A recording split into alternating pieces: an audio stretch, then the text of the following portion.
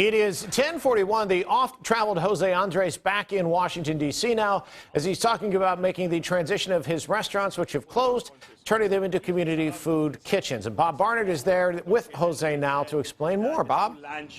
Program, even if yes, Steve. Chef is explaining to all the media gathered here outside Zantania, which is at 9th and G Streets, that starting today at noon, they're going to offer food, hot meals here to anybody who wants to come up. It's not free of charge, but if someone can't afford it, they're hoping that maybe someone next to them can pay for the other person's meal, or they'll get a free meal. This is at Zantania. You know, they've got a few Jaleos in Arlington County, Bethesda here in D.C. They're going to have family meals offered outside those restaurants starting today for $16. And he says, you know, they're in it for the long haul, hoping it doesn't get any worse than it is now, but that, you know, something's got to be done. He's even talking about maybe opening up stadiums eventually, and with people who are not sick, who are sanitized, handing out meals if it gets really bad down the road here. But he's leading the way here, as he's done, you know, responding to crises all over the world. Here, Little Rock, Arkansas, and the Bronx, he mentioned, and he's just addressing us now, telling us all his plans. But it's responding to the community's need here in these tough times, and it's all outside, people having to stand at least 6 feet apart, and they're going to try to hand the meals and take the money without too much interaction. And so as we leave you, we're just going to let you hear Chef chatting with the folks here. To see how we are going to be making sure that people that are food first responders are able to be considered like doctors, like nurses, and like other fire and police and others, National Guard and others, that they will be able to be given free move. In San Francisco right now, we are going to be trying to do this kind of big kitchen facility in one of the stadiums with Bon Appetit. And you see again, guys, I could do Joe, if you want to show, if you want to just show that everybody's here, the media is here, just so that I can't talk to them individually and interview them, but you got a lot of media here who are outside his restaurant getting ready for this first community kitchen. Yeah, Chef.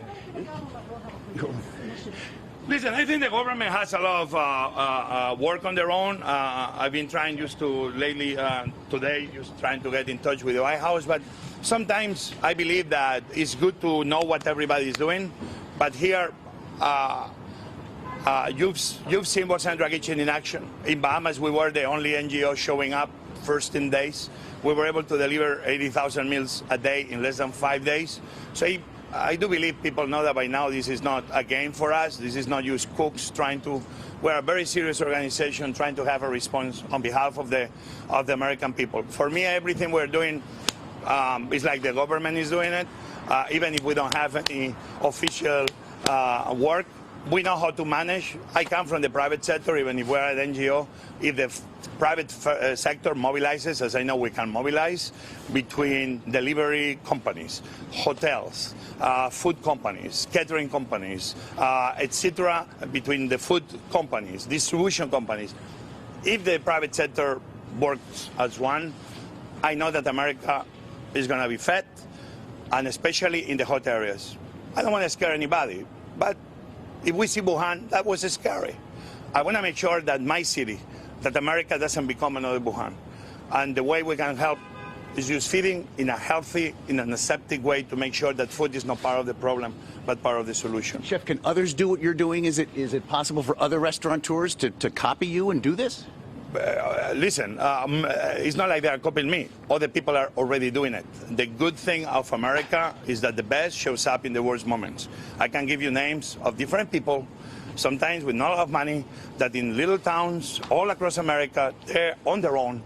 They're already doing things like this. Maybe not so organized, maybe you don't have the press coming, but they are doing it. And that's the beauty of America. I do believe that the food community of America is one of the most generous. Nobody realizes.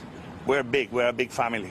And if America needs us, we're going to be there for them, because America is always there for us. So you don't want anybody going hungry, obviously. All right, there's Bob Barnett talking with Chef Jose Andres, talking about the repurposing of some of his D.C. restaurants as food kitchens now. And then, of course, he's talking about some bigger projects he's working on across the country, including out in San Francisco, where the entire city now is under lockdown. Maureen?